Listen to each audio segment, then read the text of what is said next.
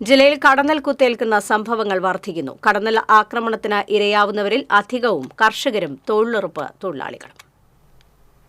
കടന്നൽ ആക്രമണത്തിൽ പരിക്കേൽക്കുന്ന സംഭവങ്ങൾ സമീപനാളുകളിൽ വർദ്ധിക്കുകയാണ്.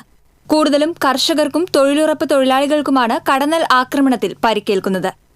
വനമേഖലയോട് ചേർന്നുള്ള ഇടങ്ങളിലാണ് കടന്നൽ ആക്രമണം കൂടുതലും.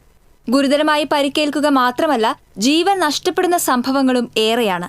ഈ വർഷം മാത്രം സംസ്ഥാനത്ത് 11 പേർ കടന്നൽ കുത്തേറ്റ് മരിച്ചതായി വനം വകുപ്പിന്റെ കണക്കുകൾ വ്യക്തമാക്കുന്നു. ഈ വർഷം പാമ്പുകടിയേറ്റുള്ള മരണങ്ങൾ 22 പാമ്പുകടിയേറ്റുള്ള മരണങ്ങൾ കഴിഞ്ഞാൽ ജീവികളുടെ ആക്രമണത്തിൽ മരിക്കുന്നവരുടെ എണ്ണത്തിൽ തേനീച്ച കടന്നൽ ആക്രമണം 2ാം സ്ഥാനത്താണ്. കാട്ടാന ആക്രമണത്തിൽ 4 പേരും കാട്ടുപന്നി ആക്രമണത്തിൽ 6 പേരുമാണ് ഈ വർഷം സംസ്ഥാനത്ത് മരിച്ചത്.